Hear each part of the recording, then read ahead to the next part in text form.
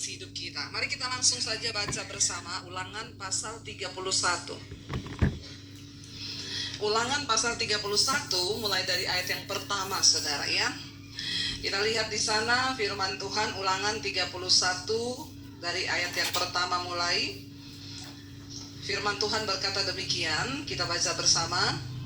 Kemudian pergilah Musa, lalu mengatakan segala perkataan ini kepada seluruh orang Israel. 2. Berkatalah ia kepada mereka, aku sekarang berumur 120 tahun. Aku tidak dapat giat lagi, dan kepadaku sungai Yordan ini tidak akan kau seberangi. Ayat 3. Tuhan Allahmu dialah yang akan menyeberang di depanmu, dialah yang akan memunahkan bangsa-bangsa itu dari hadapanmu, sehingga engkau dapat memiliki negeri mereka.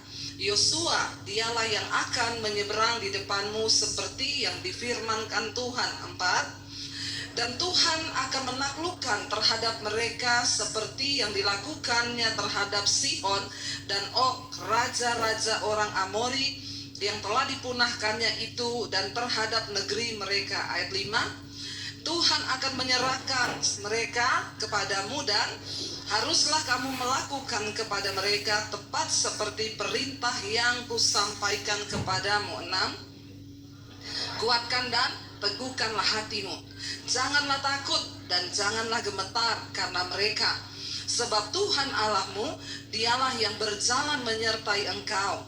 Ia tidak akan membiarkan engkau dan tidak akan meninggalkan engkau. 7. Lalu Musa memanggil Yosua dan berkata kepadanya di depan seluruh orang Israel, kuatkan dan teguhkanlah hatimu, sebab engkau akan masuk bersama-sama dengan bangsa ini ke negeri yang dijanjikan Tuhan dengan sumpah kepada nenek moyang mereka untuk memberikannya kepada mereka, dan engkau akan memimpin mereka sampai mereka memilikinya. 8. Sebab Tuhan, Dia sendiri akan berjalan di depanmu, Dia sendiri akan menyertai engkau, Dia tidak akan membiarkan engkau dan tidak akan meninggalkan engkau. Janganlah takut dan janganlah patah hati. Katakan bersama, amin. Saudara, ini adalah sebuah kisah ketika Musa mendekati ajal, ya. Dan Tuhan sudah berkata kepada Musa bahwa dia tidak akan memasuki tanah perjanjian. Musa adalah seorang yang luar biasa, ya. Kita belajar dari Musa tentang arti kesetiaan. Kenapa, saudara?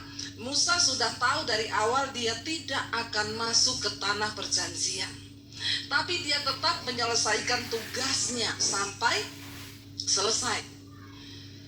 Tinggal menyeberang sungai Yordan dan bangsa itu akan memasuki tanah Kanaan. Sampai di situ Musa dikatakan di sana dia berumur berapa? 120 tahun. Ya, kenapa Musa berhenti di situ? Bukan karena tua, bukan karena sudah tidak bisa apa-apa. Karena firman Tuhan berkata, sampai dia mati penglihatannya masih baik dan kekuatannya tidak menurun. Tapi Tuhan bilang sudah sampai di situ dia giatnya bekerja, karena Tuhan telah berfirman bahwa dia tidak akan memasuki tanah perjanjian.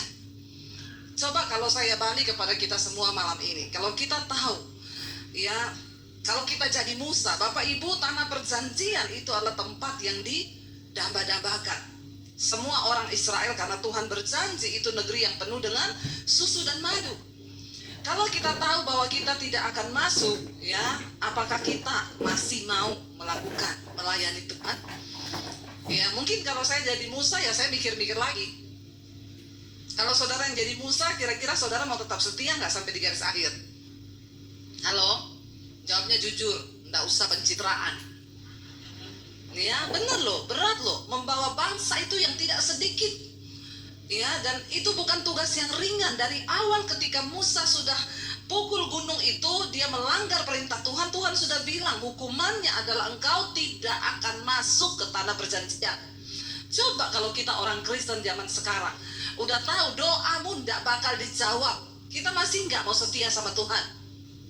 Berapa banyak orang Kristen ketika doanya nggak dijawab, udah nggak usah pelayanan, doa saya nggak dijawab-jawab, udah nggak usah doa lagi, saya tidak melihat perubahan. Tapi kita belajar malam ini, Musa menyelesaikan tugasnya sampai akhir, dan cintanya kepada Tuhan itu tidak berubah. Dia berkata kepada bangsa itu, kamu harus tetap mencintai Tuhan.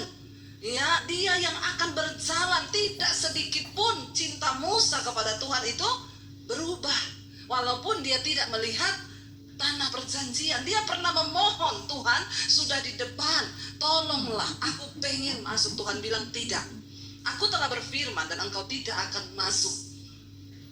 Kita mau belajar malam ini saudara, ya, apa yang bisa membuat kita ini saudara tetap kuat bahkan sampai kita melihat janji Tuhan. Dikatakan di sana, kemudian ya Musa itu memanggil bangsa Israel. Di depan mereka dia berkata, aku sudah berumur 120 tahun, tetapi perjalanan ini harus tetap dilanjutkan. Seberat apapun hidup kita hari ini, kita harus tetap. Yang lagi ada masalah, angkat tangan. Yang lagi ada masalah saja. Yang tidak ada masalah pulang saja. Ya, yang lagi ada masalah siapa? Tolong angkat tangan. Ya, baru ngaku semua ada masalah ya. Ternyata semua ada masalah.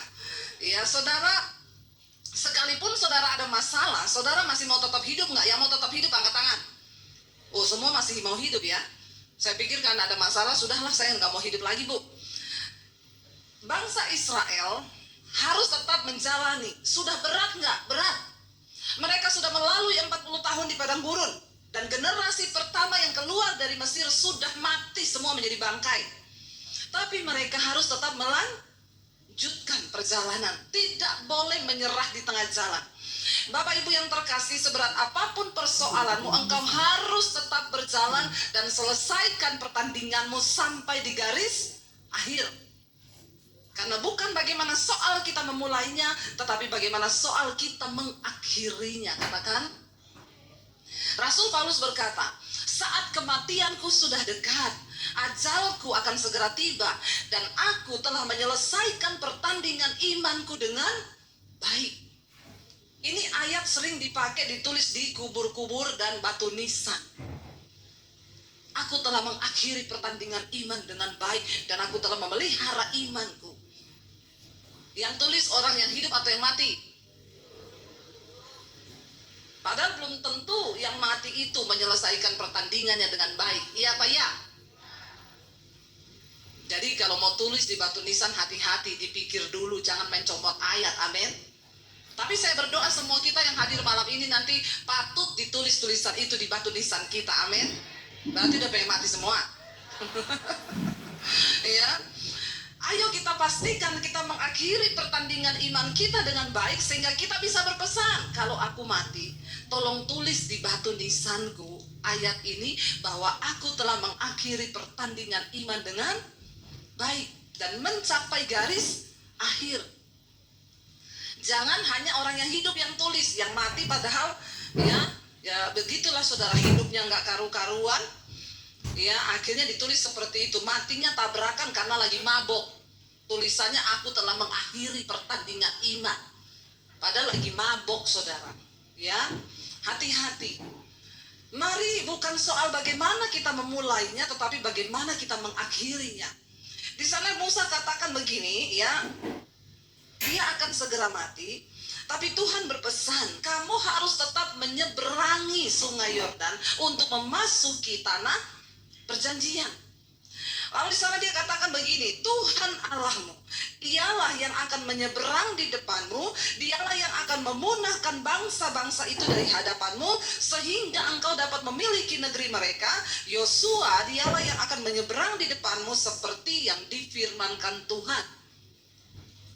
Musa meyakinkan bangsa itu bahwa ingat, yang akan menyeberang di depanmu itu Tuhan sendiri yang akan menyertai engkau. Katakan amin. Bukan aku, bukan karena Yosua, tapi berulang-ulang kali dia berkata, dan ayat yang keempat, dan Tuhan akan melakukan terhadap mereka seperti yang dilakukannya terhadap Sihon dan Og, raja-raja orang Amori yang diserahkan ke tangan orang Israel, dibunuh oleh mereka, dan akhirnya mereka bisa lolos dari tangan orang Amori. Saudara, mari kita sadari malam ini bagaimana supaya kita menang dalam pertandingan hidup ini. Yang pertama, sadarilah Tuhan yang akan menyertaimu. Katakan, jangan cari pendeta, ya, jangan cari bapak gembala, tapi cari Tuhan. Kenapa saudara? Ketika Yesus disalib kita masih merayakan Paskah, ya. Ketika Yesus disalib, Mahkamah Agama, para imam-imam mencari alasan yang tepat agar mereka bisa menjatuhkan hukuman mati kepada Yesus. Bahkan tidak tanggung-tanggung didatangkan saksi-saksi palsu untuk memberatkan Yesus di depan Mahkamah Agama supaya dia bisa diseret, digantung di kayu salib. Tapi Alkitab mencatat ternyata kesaksian dari para saksi palsu tidak cukup memberatkan untuk Yesus layak dihukum mati. Lalu bingung Mahkamah Agama dan para orang Farisi, imam-imam itu bagaimana supaya dia ini mati. Lalu ada satu orang yang berkata, bukankah dia ini yang berkata, aku akan merobohkan bait Allah dan membangunnya dalam waktu 3 hari. Ketika mendengarkan itu, Mahkamah Agama, para imam dan orang Farisi yang ada bersama-sama dengan mereka semuanya menjadi marah. Yesus tidak membutuhkan saksi palsu untuk membawa dia disalibkan, karena memang dia datang untuk mati. Yesus bukan pecundang yang harus memakai saksi palsu. Dia harus datang untuk mati dengan sebuah alasan yang tepat. Dan itu adalah alasan yang paling tepat. Dia berkata, aku akan merobohkan bait Allah dan membangunnya kembali dalam waktu 3 hari. Kenapa orang Farisi, para imam Mahkamah Agama menjadi marah besar? Karena bagi mereka, bait Allah itu adalah sebuah bangunan yang sangat penting dan itu sakral. Kenapa Bapak Ibu? Karena disitulah tempat mereka bertemu dengan Tuhan. Para imam akan masuk ke ruang maha suci untuk mempersembahkan korban kepada Allah dan menerima korban penebus dan pengampunan dosa bagi umat. Tetapi zaman itu para imam yang akan masuk ke ruang maha kudus itu harus benar-benar kudus. Kalau tidak, dia mati di dalam ruang maha kudus. Makanya dulu para imam kalau akan bertugas, saya baca di Alkitab, mereka sampai takut tidur kalau malam. Kenapa Bapak Ibu? Karena kalau sampai dia mimpi basah, dia mati di dalam ruang maha kudus itu. Betapa kudusnya Tuhan. Ketika dia masuk di ruang maha kudus, dia harus diikat kakinya pakai gelonceng yang menandakan bahwa dia masih hidup. Kalau gelonceng itu masih bunyi, berarti imam itu masih hidup. Tapi kalau lonceng itu sudah tidak berbunyi, maka dipastikan imam itu mati sudah di dalam ruang maha kudus. Karena kekudusan Tuhan membakar dia yang tidak kudus. Betapa kudusnya Tuhan itu. Ya, zaman sekarang banyak orang melayani Tuhan, habis bersinah naik di atas mimbar, hidupnya belum dan melayani Tuhan. Ya, kalau kita belajar saudara, betapa luar biasa kekudusan Tuhan dan dia belum berubah, dia masih tetap sama Allah yang kudus yang harus kita hormati. Katakan amin.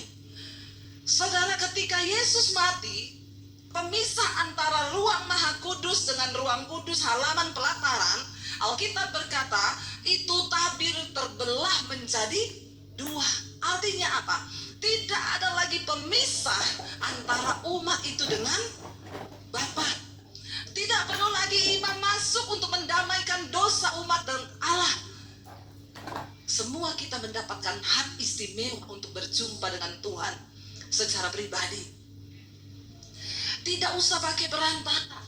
Musa berkata bukan dia, bukan juga Yosua, tapi Tuhan sendiri yang akan membawa mereka masuk. Tuhan sendiri akan berperang melawan bangsa-bangsa itu. Mereka hanya tinggal berjalan saja. Apa yang bisa membuat kita menang menghadapi setiap pergumulan di hidup kita? Engkau harus taruh imanmu kepada Tuhan, bukan kepada pendeta, tetapi hanya kepada Tuhan yang sanggup menolong hidup kita. Katakan amin Bapak Ibu. Jangan mengandalkan manusia, jangan mengandalkan pendeta, jangan andalkan saudaramu yang kaya. Jangan andalkan siapapun, tapi taruh harapanmu hanya kepada Tuhan. Bahkan jangan taruh harapanmu pada harta, karena itu semua bisa hilang. Tapi waktu kita taruh harapan kita kepada Tuhan, maka dia sanggup melakukan sesuatu. Berharaplah hanya kepada Tuhan, jangan kepada yang lain. Saudara, Musa berkata, dia sendiri akan berjalan di depanmu.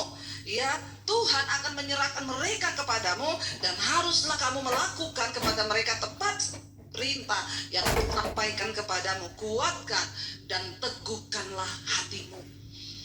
Tidak mudah, saudara, tapi setiap kita harus percaya. Yang kedua, saudara, apa yang harus kita taruh di dalam hati kita, bahwa peperangan dalam hidup ini, ya, memang akan mungkin banyak masalah yang kita hadapi dalam hidup ini, peperangan, ya, kita akan menghadapi pertempuran iman. Tapi percayalah, semua masalah itu pasti ada time limit, masa selesainya. Katakan amin. Enggak ada masalah satupun yang tidak ada masa selesainya. Semua ada masa selesainya. Tidak mungkin guru matematika berkata gini, anak-anak hari ini kita ujian matematikanya sampai kapan? Sampai selama-lamanya. Ada? Enggak. Semakin mudah soal, semakin cepat waktunya. Semakin sulit soal itu, semakin lama. Kita yang sekolah dulu tahu, ya, kalau bahasa Indonesia, hari ini kita ulangan bahasa Indonesia, waktunya hanya 30 menit karena mudah. Amin. Tapi begitu dibilang kita hari ini ulangan matematika, biasanya matematika berapa jam? 2 jam biasanya, ya. Bahkan bisa ada perpanjangan waktu. Karena memang matematika itu sulit. Saudara, semakin cepat, ya, semakin sulit persoalan kita, semakin besar kemuliaannya, maka ada batasan waktu. Tetapi jangan engkau berputus asa, dikatakan tadi, jangan tawar hatimu, jangan patah hati, tetaplah nantikan Tuhan. Saya tadi baca satu kesaksian orang masuk di WA saya, Bu, saya mau bersaksi, saya dari Ambon. Saya ini suami yang saya ini selingkuh terus, ya, kerjaannya saya selingkuh terus. Ya, kenapa dia selingkuh? Karena istrinya buta. 4 tahun istrinya buta, sakit katarak, tidak punya uang untuk operasi. Ya, buta, saudara, 4 tahun, ya, dan akhirnya udah bisa operasi karena nggak punya uang. Bayangkan, ya, saya yakin tidak adalah bapak-bapak yang menderita seperti itu. Tapi walaupun istrinya buta, tidak boleh selingkuh, bapak-bapak, ya. Amin. Ya, istrinya buta 4 tahun, ya, tidak bisa operasi karena tidak punya uang. Lalu akhirnya suaminya ini selingkuh sampai akhirnya satu kali dia bilang dia didatangi satu roh yang mau mencekik lehernya. Ketika dia rasa dia mau dicekik oleh iblis itu, dia berseru sama Tuhan, lalu Tuhan bilang, mulai sekarang kamu bertobat, baca Alkitab. Lalu dia mulai baca Alkitab dan dia mulai lihat YouTube, saudara. Lalu dia berkata, saya temukan channel Ibu Mesbah Doa. Lalu saya mulai mendengarkan khotbah-khotbah Ibu. Saya dituntun untuk bertobat. Semakin saya mencoba untuk bertobat, tantangannya itu semakin berat. Saya tergoda untuk selingkuh terus, tapi saya harus melawan itu. Dia bergumul, dia dengerin khotbah-khotbah. Saudara, kalau engkau sedang bergumul dengan satu dosa, ya, berjuanglah. Berjuang, ya, sampai engkau bisa merdeka, sebab Tuhan memiliki dan dia sanggup memberi kita kuasa untuk merdeka. Dia berjuang, dia dengerin khotbah-khotbah saya, saudara, dia dengerin firman Tuhan, Tuhan beri dia kekuatan, akhirnya dia bertobat. Singkat cerita, ketika dia bertobat, dia mulai berdoa untuk istrinya yang buta. Memang tidak disembuhkan dengan cara dia doa terus istrinya melek, enggak. Tiba-tiba di desanya itu ada orang bikin operasi katarak gratis. Tuhan itu bisa bekerja dengan berbagai cara. Walaupun cukup lama, 4 tahun, tapi saya percaya itulah waktu dan proses Tuhan buat keluarga ini. Ya, tadinya suaminya sudah stres lihat istri yang buta, nggak bisa melihat, makanya akhirnya dia kecewa mungkin. Lalu ada perempuan, ya. Jadi saudara, orang selingkuh itu bukan cuma orang kaya, miskin juga banyak yang selingkuh. Tapi di sini tidak ada. Insya Allah tidak ada yang selingkuh. Amin. Saudara, akhirnya dia bergumul dan saya melihat di situ, ya, bahwa Tuhan itu turut bekerja loh. Memang 4 tahun itu bukan waktu yang singkat, bukan waktu yang nunggu istri yang buta, Tidak mudah saudara bagi seorang suami. Tapi akhirnya Tuhan ketika dia bertobat, maka ada jalan keluar yang Tuhan beri. Ya, semua masalah itu ada time limitnya, ada waktu selesainya. Dan Tuhan itu mau beresin satu persatu ketika kita juga mau dibenerin. Ketika suaminya ambil keputusan untuk bertobat, maka di situ kita melihat Tuhan berkata, Dia Allah yang turut bekerja dalam segala perkara untuk mendatangkan kebaikan. Ya, saya berdoa supaya suami-suami di sini menjadi suami-suami yang setia. Sekalipun istrimu sudah tidak mampu ya seperti itu, buta saudara, ya puji Tuhan dia mendengar suara Tuhan, dia bertobat dan sekarang dipulihkan istrinya. Dia bilang, Bu Debbie, terima kasih, saya mau bersaksi sekarang istriku sudah dapat melihat semua hanya karena anugerah Tuhan. Anugerah Tuhan loh, 4 tahun loh. Memang gak ada uang saudara, memang kasihan kalau orang itu di desa saudara ya, tidak gampang. Tapi Tuhan turut bekerja, ada time limit. Tidak ada masalah yang tidak ada batas waktunya. Tapi tetaplah setia, tetaplah percaya, jangan mundur, jangan tawar hati, jangan patah hati. Tetaplah berjalan, karena tujuan kita itu sampai pada tanah perjanjian. Jangan engkau berhenti di padang gurun, engkau jadi bangkai di situ. Amin. Teruslah berjalan. Mungkin engkau berkata, saya udah gak bisa berjalan, merangkak, berayap, asal engkau sampai pada tujuan ilahi. Jangan pernah menyerah Bapak Ibu. Ya, seringkali kalau masalah itu terasa semakin rumit, biasanya itu sudah semakin dekat jawabannya. Kan seperti orang mau bersalin. Rasul Paulus bilang, penderitaan yang engkau hadapi itu ya, kami ini merasa seperti orang yang sakit melahirkan. Makin sakit berarti makin dekat waktu untuk menanti kelahiran itu tiba. Ayo tetap berjuang, jangan menyerah di tengah jalan. Mungkin sekarang tapi makin parah Bu, enggak apa-apa. Banyak orang yang datang, Bu suamiku itu loh, makin saya berdoa makin parah kelakuannya. Doa terus, jangan menyerah. Tapi saya sudah nggak kuat, Bu. Kamu nggak kuat ya sudah, masuk lagi tuh baik. Bener nggak? Ya. Saya ingat dulu saya mau melahirkan tanggal 24 Desember. Ya, saya sakit perut anak yang pertama. 25 saya masuk rumah sakit. Suami saya bilang, aku ada pelayanan Natal. Ini gimana? Aku tunggu kamu melahirkan atau aku pergi pelayanan? Saya bilang, kamu pergi saja pelayanan. Nah nanti kalau dia lahir, dia enggak tanya, papi mana? Terus waktu kamu enggak ada, dia masuk lagi gitu? Enggak, saya bilang. Kalau dia lahir, kamu enggak ada pun tetap lahir dia. Amin. Enggak apa-apa, saya bilang, pergi aja pelayanan. Ya saudara, jangan pernah menyerah. Semakin sakit, semakin dekat waktunya. Tunggu dan bersukacitalah.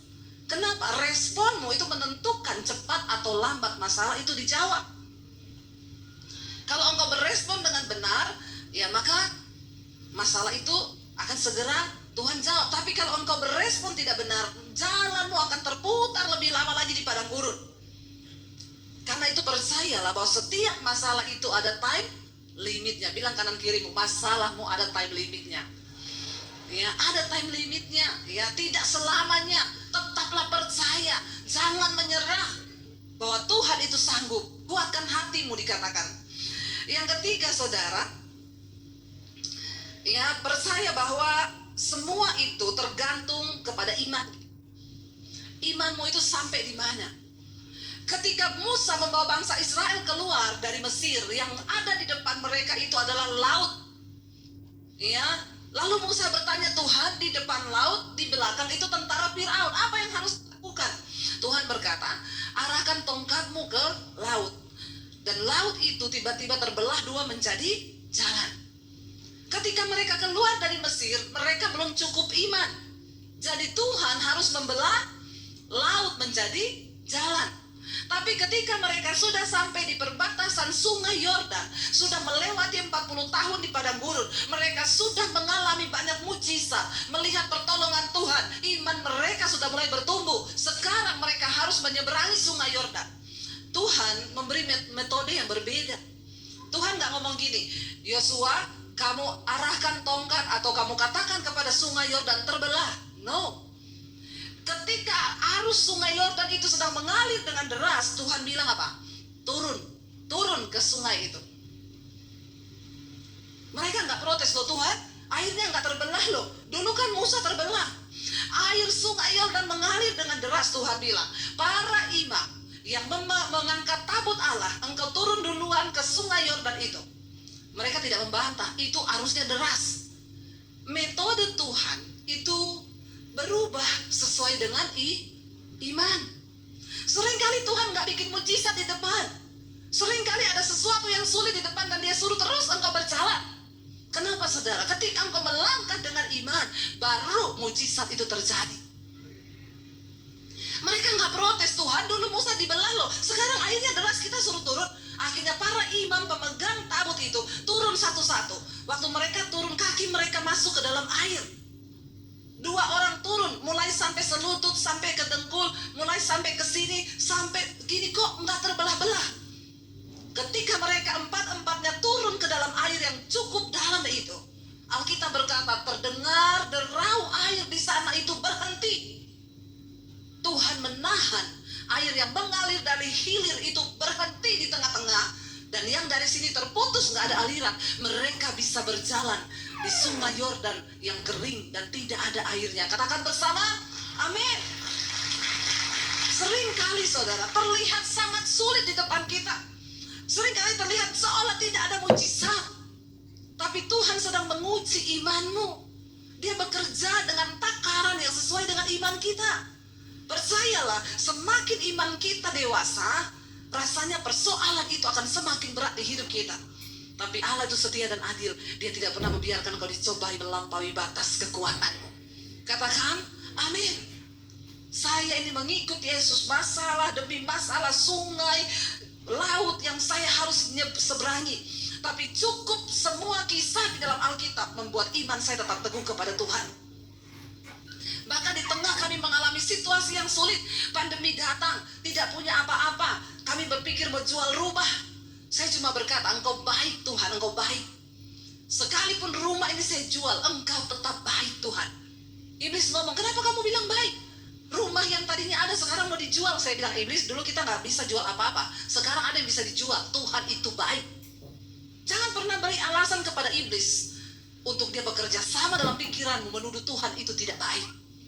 Tetapkan dalam hati dan imanmu, Tuhan itu baik. Dan dia dapat melakukan segala cara yang di luar akal logika manusia.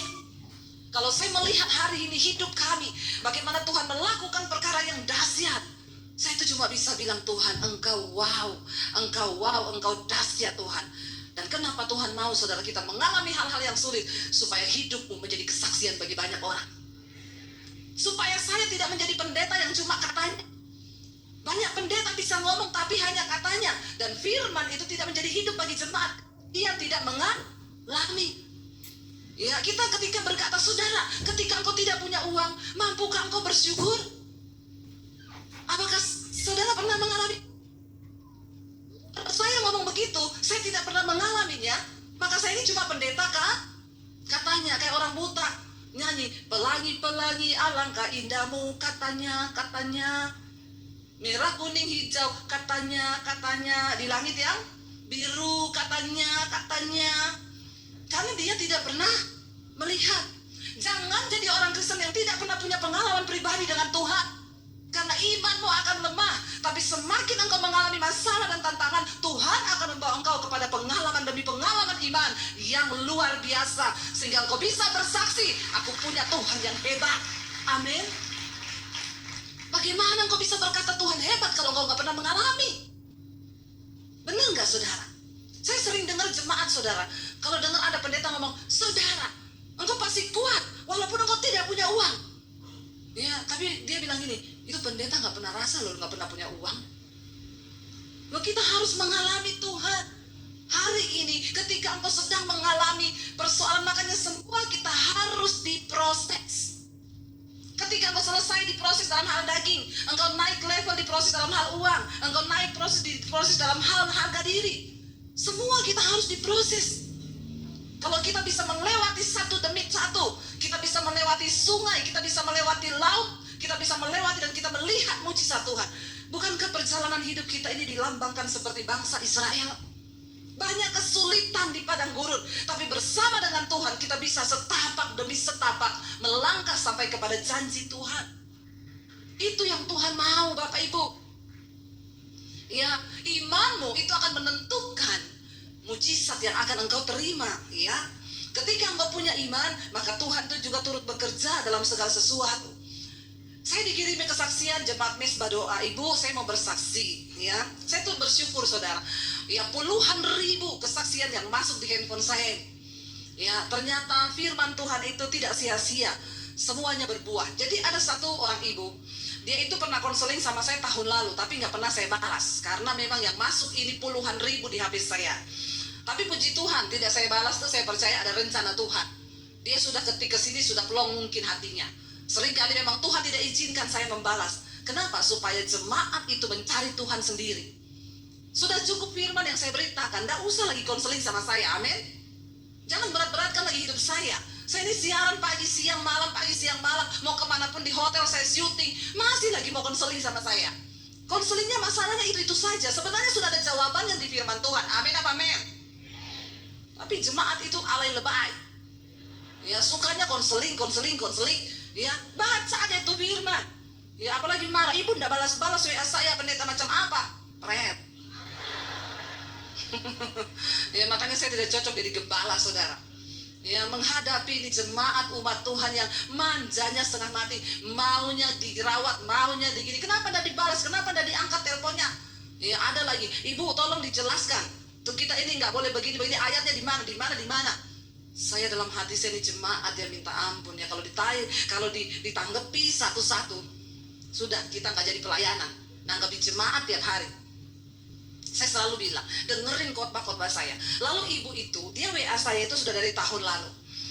Dia bilang gini, ibu, saya itu dengan suami kami bersyukur, kami mengalami pertobatan. Sejak kami mendengarkan khotbah ibu, ya kami dijamah Tuhan, hidup kami berubah, dan kami mengalami Tuhan secara pribadi, dia bilang. Jadi suami saya ini begini, Bu, dulu dia itu bekerja sebagai pimpro, ya pimpinan proyek di perusahaan. Setiap kali ada proyek, suami saya diangkat sebagai pimpro. Dan jujur, Bu, menjadi pimpro itu yang dituntut adalah ketidakjujuran. Kita mau jujur tidak boleh sama bos. Kamu harus bikin laporan palsu, bikin pengeluaran palsu, bikin ini palsu. Dan selama ini suamiku menikmati karena dia dapat bayaran besar. Tapi ketika kami bertumbuh mendengarkan khotbah yang ibu sampaikan, kami tahu yang Tuhan tuntut dari hidup kami adalah kekudusan dan kebenaran. Lalu akhirnya suami saya hatinya mulai berubah. Dia bilang kepada istrinya, aduh kita ini melakukan tidak benar loh. Jadi bagaimana ini? Sebentar lagi ini ada proyek. Dan saya pasti ditunjuk lagi sebagai pimpro. Lalu ketika dia dipanggil sama bosnya, benar dia ditunjuk sebagai pimpro. Dia bilang, bos, saya minta maaf. Kenapa? Saya tidak mau jadi pimpro lagi. Loh kenapa? Kamu tuh bodoh ya. Semua orang tuh pengen lo jadi pimpro. Tapi saya enggak pengen, bos. Kenapa? Aku enggak mau berdosa. Bosnya tertawa. Kamu itu masih hidup di dunia. Hidup di dunia enggak mau berdosa. Tapi saya sudah mengenal kebenaran.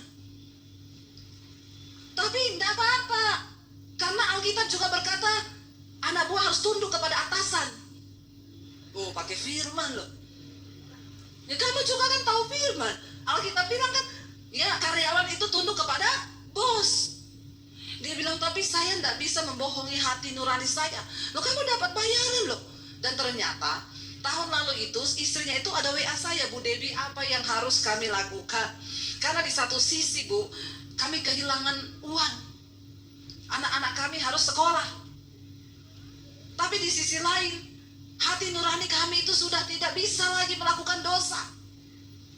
Bapak Ibu, ketika engkau bertumbuh, rohanimu itu hidup.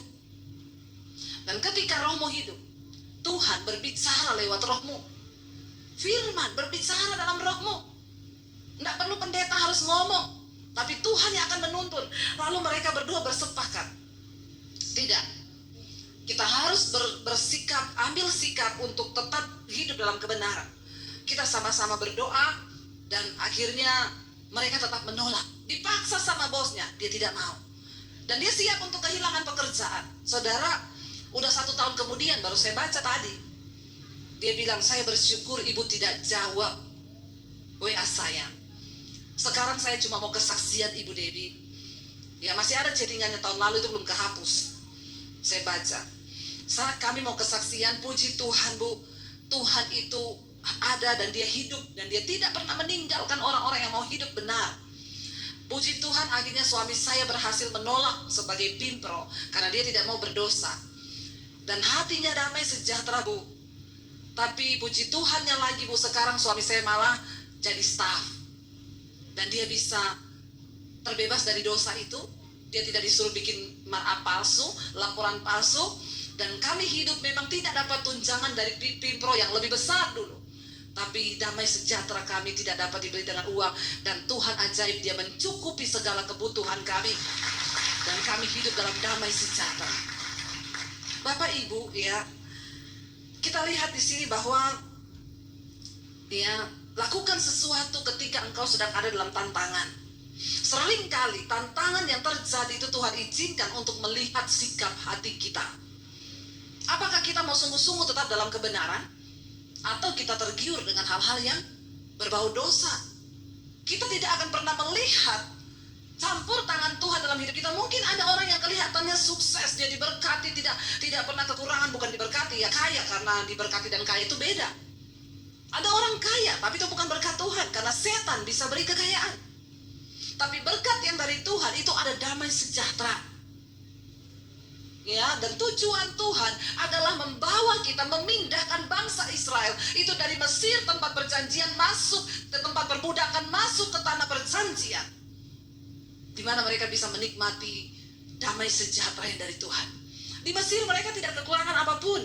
Di Mesir mereka makan daging enak. Makanya ketika di padang gurun mereka marah-marah. Kenapa Musa engkau bawa kami ke sini? Lebih baik kami di Mesir, di sana kami makan daging, kami makan apa, puas semuanya, walaupun kami diperbudak. Tuhan tidak mau saudara engkau cuma menjadi kaya, tapi Tuhan mau engkau diberkati. Kenapa? Karena kaya saja belum tentu diberkati. Kaya saja tidak mampu membawa damai sejahtera. Tapi orang yang diberkati karena dia hidup dalam kebenaran, hidupmu disertai damai sejahtera. Dan itulah hal kerajaan sorga. Tuhan mau kita hidup dalam sorga, walaupun kita masih di bumi. Ada kebenaran, damai sejahtera, dan sukacita yang dari Tuhan. Katakan amin. Ya, jangan tertipu dengan dunia ini. Ya, mari kita sama-sama mau berubah. Tanya pada Tuhan, apa yang Tuhan mau bentuk, apa yang Tuhan mau rubah dari hidup kami. Dan yang terakhir saudara, jangan engkau biarkan keteganganmu, persoalanmu itu berubah menjadi ketakutan. Masalah tetap masalah, tapi ketakutan itu kita yang undang. Masalah itu semua orang akan alami, tapi responmu engkau menjadikan itu sebagai ketakutan atau intimidasi, itu adalah pilihanmu.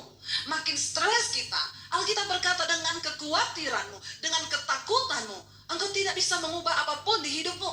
Jadi daripada saudara khawatir, lebih baik belajar percaya, bernyanyi, dan teguhkan imanmu kepada Tuhan. Amin. Sama-sama kan? Kita mau marah-marah, kita mau khawatir, kita mau takut, sama aja kan? Tidak ada yang berubah kan? Tapi ketika kita mulai belajar percaya, nyanyikan pujian, naikkan penyembahanmu, justru Tuhan sanggup bekerja. Makanya Musa berkata, jangan takut ya. Berulang kali kuatkan dan teguhlah hatimu. Jangan takut dan gemetar. Siapa yang bisa menguatkan hati kita? Tidak ada orang lain, dirimu sendiri. Katakan, aku harus menguatkan hatiku. Kita nggak bisa saudara minta sama orang untuk kuatkan hati. Iman kita dengan Tuhan, sikap hatimu dengan Tuhan, itulah. Makanya ayat ini berkata, teguhkanlah hatimu, kuatkanlah hatimu, dan jangan takut, jangan gemetar. Jangan biarkan masalahmu berubah menjadi sebuah ketakutan. Karena orang yang takut itu tidak beriman. Orang yang khawatir tidak percaya. Tapi ketika kita percaya, maka Tuhan berkata, dia yang akan berperang. Bukan Yosua, bukan Musa, tapi Tuhan sendiri yang akan. Saudara, dengan kekuatan kita begitu terbatas. Saya mengalami di tengah masa pandemi, apa yang harus kami lakukan Tuhan? Mau jualan apa? Anak saya mau kuliah, bagaimana caranya? Saya cuma bisa angkat tangan dan berkata, aku tidak akan pernah menyalahkan Engkau Tuhan. Aku akan jalani semua yang harus aku jalani. Tapi dari mulutku tidak akan pernah menuduh bahwa Tuhan itu jahat. Engkau Tuhan yang baik. Dan saudara, ketika dia melihat imanmu, dia mengubahkan keadaan saya. Itu hanya semudah dia berfirman. Semudah membalikkan telapak tangan. Itu Tuhan kita. Itu Tuhan kita. Saya bukan cuma bicara, saya mengalami apa yang Tuhan janjikan. Di tengah ketidakberdayaan, di tengah sesuatu yang sudah rasanya tidak ada jalan, saya memilih meneguhkan hati untuk percaya pada firman. Setiap hari saya berusaha nyanyi, saya berusaha teguhkan hati saya. Di tengah badai, di tengah persoalan, kami tetap melayani. Jangan pernah mundur, aku tetap percaya bahwa Tuhan yang sanggup. Jangan tinggalkan iman. Di tengah pergumulan yang datang, di tengah pandemi itu, saya ingat lagu kesayangan saya. Kau kuatkan, aku bertahan. Kau harapan dalam kesesakan. Kau buktikan kesetiaanmu Tuhan. Engkau Allah Immanuel. Iblis ngomong menghibur diri. Mana Allah Immanuel? Habis ini kau jual rumah. Saya ngomong, kau kuatkan, aku bertahan. Walau dengan air mata yang bercucuran. Saya bilang, aku tidak akan izinkan engkau iblis melemahkan imanku. Tuhan yang menguatkan aku dengan bercucuran air mata, saudara. Dan ketika dia lihat imanmu teguh, tidak tergoyahkan, maka cepat atau lambat pertolongan itu akan datang. Dia Tuhan yang tidak pernah berdusta. Dia Allah yang berkata ya dan amin. Dia Tuhan yang tidak pernah berbohong. Jangan pernah engkau ragukan janji Tuhan. Dia yang berjanji kau akan memasuki tanah itu. Apakah engkau percaya? Apakah kita mau percaya kepada Tuhan bahwa dia Allah yang sanggup, saudara? Ketika kita percaya, maka jangan biarkan persoalan itu berubah menjadi ketakutan. Engkau berhak memilih hari ini. Apakah engkau akan jadi khawatir dan takut? Atau engkau berkata, Tuhan, aku memilih untuk tetap percaya. Malam ini saya mau minta suami saya untuk bisa mengiringi. Kita mau menyembah Tuhan, Bapak Ibu. Ya, kita percaya bahwa ya dia Tuhan yang sanggup.